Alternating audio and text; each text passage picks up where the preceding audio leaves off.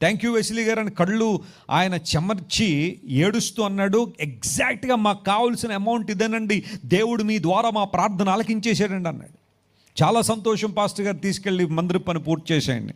ఆయన అన్నాడు, పూర్తి చేసేస్తాను, ఓపెనింగ్ మీరు వచ్చేయాలన్నాడు. వస్తానులే తర్వాత ముందు పూర్తి చేసాయి.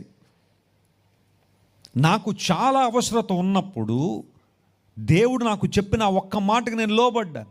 I emptied myself. ఎందుకంటే నేను ఇచ్చింది దేవుని కోసం, ఆయన ఎవరో తెలియదు నాకు. But I trusted my God. దేవా నువ్వు చెప్పావు, నేను చేశాను, నా అవసరత నువ్వు ఎలా తీరుస్తావు నీ ఇష్టం. ఎక్కడో మీటింగ్లకు వెళ్ళొచ్చాను 3 days. ఆ తర్వాత ఒకసారి కూర్చుంటే యూజువల్గా కొంతమంది మాకు ఉత్తరాలు రాసేటప్పుడు ఇది వెస్లీ గారే ఓపెన్ చేయాలి లేదా బ్లెస్సీ గారే చదవాలి అని కొన్ని కవర్స్ పంపిస్తూ ఉంటారు, ఎన్వలప్స్ వస్తూ ఉంటాయి.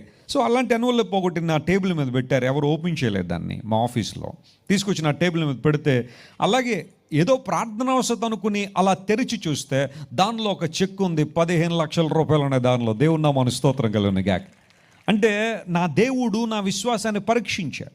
ఆయన మాటకు నేను లోబడితే ఆయన తెరిచే ద్వారాలు ఎంత గొప్పగా ఉంటాయో నేను అర్థం చేసుకుని, ఇది నా పరిచర్యలో ఏదో ఒక్క సంఘటన మీకు చెప్పాను, ఇలాంటి చాలా ఉన్నాయి. ఎందుకు మాట చెప్పాను తెలుసా? దేవుడు విస్తారంగా కృమ్మరిస్తే ఆ దీవెనలు ఆయన స్థాయిలో ఉంటాయి. Praise the lord.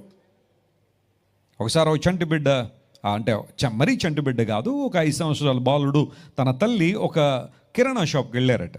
ఇప్పుడంటే హైపర్ మార్కెట్లు సూపర్ మార్కెట్లు వచ్చేసినాయి, కానీ పూర్వ దినాల్లో కిరాణా కొట్టుకు వెళ్ళి ఒక లిస్ట్ మనం ఇస్తే ఆ పద్దు రాసిస్తే అవన్నీ కట్టించేవారు కదా. ఆ షాప్కి వెళ్ళారు. సరే, ఈ లోపల ఆ ఓనర్ లోపల ఉన్న వాళ్ళకి అవన్నీ కట్టిమ్మని చెప్పాడు. తల్లి కుమారుడు షాప్ బయట ఉన్నారు, ఆ ఓనర్ లోపల ఉన్నాడు. ఆ ముందు కొన్ని డబ్బాల్లో చాక్లెట్స్, బిస్కెట్స్ ఇవన్నీ ఉన్నాయి.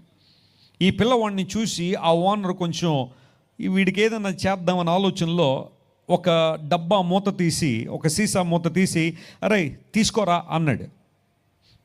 ఈ అబ్బాయి తీసుకోవట్లా, అలాగే నిలబడున్నాడు.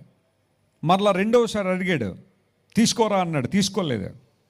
3వసారి ఇక ఈ అబ్బాయి తీసుకోవట్లేదని చెప్పి ఆయన తన పెద్ద చేతితో ఆ చాక్లెట్స్ అన్నీ కూడా తీసి ఇస్తే వాడు 2 చేతులు పట్టే ఆ పరిస్థితి కనబట్టలేదు కాబట్టి చొక్కా పట్టేశాడు. ఆ షర్ట్లో అవన్నీ వేసుకున్న తర్వాత ఇంటికి వెళ్ళిపోతున్నాడు. వాళ్ళ అమ్మ అడిగింది, ఎరా ఆయన తీసుకో అంటే ఎందుకు తీసుకోవట్లేదురా అంటే, వాడేమన్నా తెలుసా, అమ్మా నీకేమన్నా బుద్ధి ఉందా, నా చెయ్యి ఎంత ఉందమ్మా, నేను తీసుకుంటే 2 లేదా 3 చాక్లెట్లు కన్నా ఎక్కువ రావు.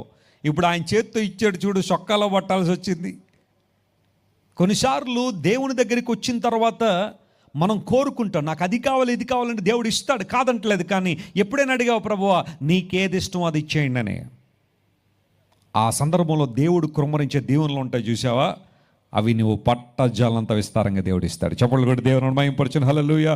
No matter what kind of blessing it is, God gives you. దేవుడు తన ప్రేమను కురుమరించే స్థలంగా ఈ స్థలాన్ని దేవుడు నియమిస్తున్నాడు. రెండవది, తన దీవెనలు కురుమరించే స్థలంగా ఈ స్థలాన్ని దేవుడు నియమిస్తున్నాడు. అడుగు పెట్టే ప్రతి ఒక్కరూ మొదట ఆధ్యాత్మిక దీవెన, నూతన పరివర్తన, హృదయ మార్పును పొంది ఆ తదుపరి దేవుడిచ్చే ప్రతి దీవెన అనుభవించుదురుగాక.